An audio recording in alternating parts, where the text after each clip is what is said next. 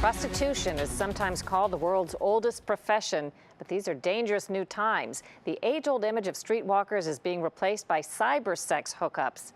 The thinly veiled alleged prostitution platforms hiding in plain sight are contributing to a rapid increase in sex trafficking, and that includes both recruiting and exploiting teenagers. According to one advocacy group, 63% of child sex trafficking victims were advertised online. Lisa Fletcher traveled to Portland, Oregon, and found a thriving online market for pimps trafficking young American girls up and down the West Coast.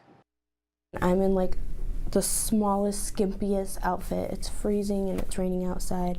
He's trying to rob me, and I'm just scared for my life. Like, I'm in somebody else's car. Like, he could have easily killed me. Lindsay Whitaker is one of the lucky ones. She was a prostitute for 6 years and lived to talk about it. Born in Vancouver, Washington, Lindsay ran away from home at age 12 and landed on the streets of Portland. At what point did you go from being a runaway kid with a troubled life at home to a runaway kid who was pushed into the sex trafficking business? Mainly just being around the wrong people.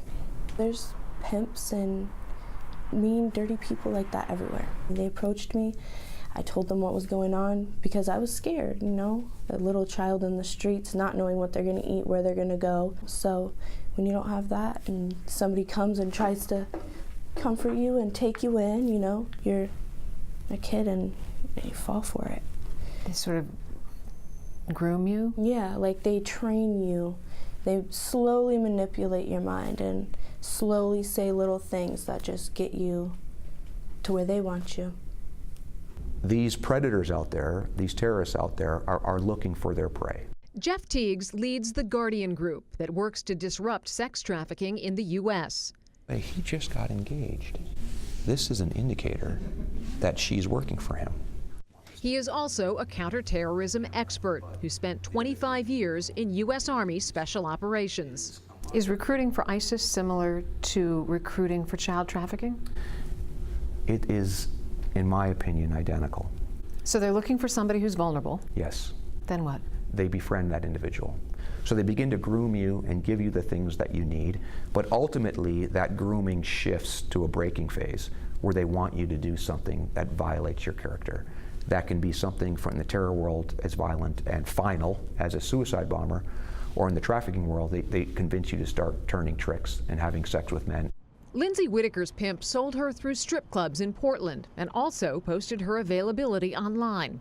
She looked young, and that was fine for the clients, or Johns. Were there Johns that specifically requested you because they knew you were a kid? Yeah, definitely. Like that's probably why a lot of them chose me anyways. Obviously we wouldn't broadcast that I was a minor, but it was very clear, like, when you're a child, you look like a child, act like a child. Do you remember how old you were the first time you were raped?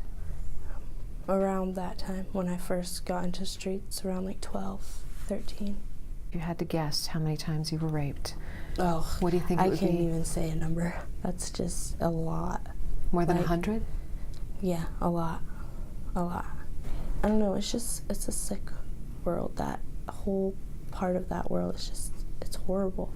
And I don't want any girls to ever have to go through that, you know what I mean? Like, I would save every single one if I could.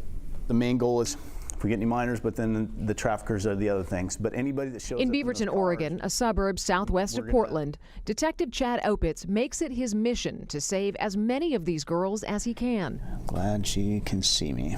Posing as an interested client, he sets up a date.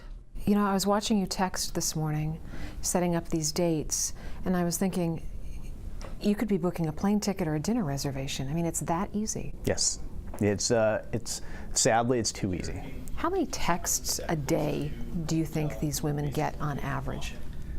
I would say dozens, and that's probably being a safe number. That is pretty much right when they post, they get inundated with potential Johns. And then these two have just responded for possibles. Opitz showed us just how easy it is to buy a girl online through websites like Backpage.com, a classified advertising site. Right now, we are waiting for Maya to show up. She posted as an 18-year-old here on Backpage, and she's supposed to be showing up here in the next probably 15 minutes. Hi. Detective Opitz, Beerman Police Department, how are you? Maya ended up being 16 years old. But I need to find out who you are, and I just want to make sure that you're okay. She was taken back to the police department. Have you ever been in this sort of situation before? She received counseling and was eventually released into the custody of her mother. While Portland's bricks and mortar sex shops are dwindling, the internet has only made it easier for prostitution and sex trafficking to flourish, and for men interested in young girls to find exactly what they want. Every single one of these girls is for sale right now. And you can see the time and date stamp on when they were posted.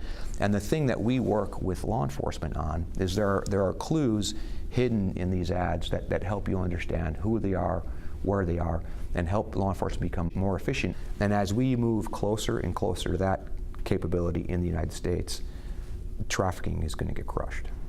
So what exactly is Backpage?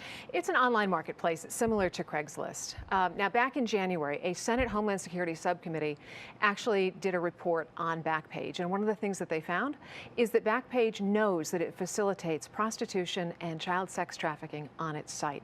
So in the weeks ahead, we are going to report on that investigation.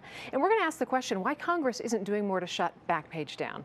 Now, we did reach out to Backpage, and they sent us a statement that basically said because of ongoing litigation, they weren't going to talk to us or do any on-camera interviews. And incidentally, they are currently facing suits in at least 2 states, and both have been brought by sex trafficking victims. Well, appreciate you for following that. Look forward to the next report. Thanks, Sure. Lisa.